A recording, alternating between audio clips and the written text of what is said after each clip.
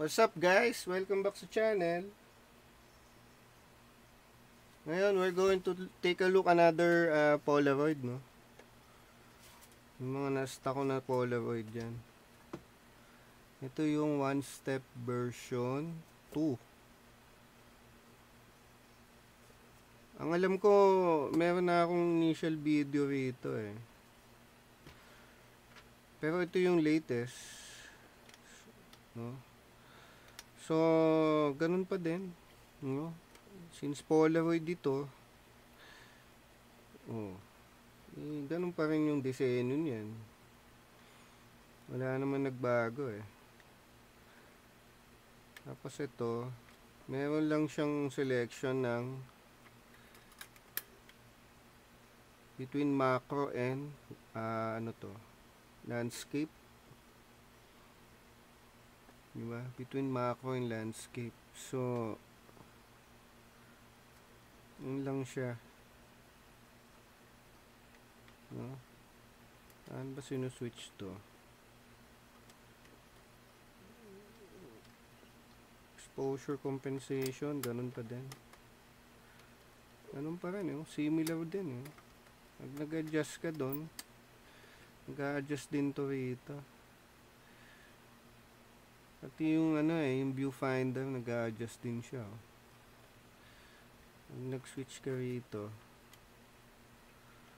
kailangan pala i-press. Diba? Kailangan mo i-press. Yun, para mag-release yung lock. Hindi mo pwedeng puwersahin na gano'n, You have to press. Press mong gano'n, tapos yun.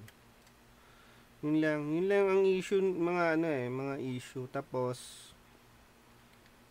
yung loob niya, again, to?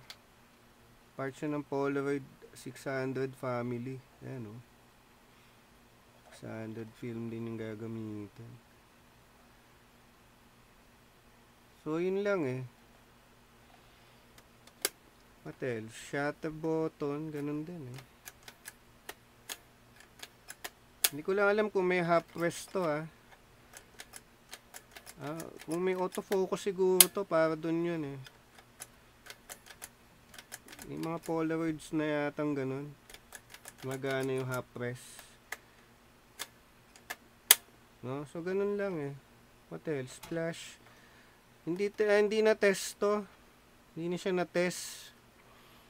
Na-test ko ata ito noon nung meron pa siyang film. Pero ngayon, na-stock na siya. More than 1 year na yata ito naka-stock So, untested na siya. Diba? What else? So, yun ang mga issue ito. Ayan Medyo mahirap. Medyo mahirap siyang isarado. Ayun Medyo mahirap siyang isarado. So, kailangan mo ng ng puwersa. No? So, that's it. I hope you like the video.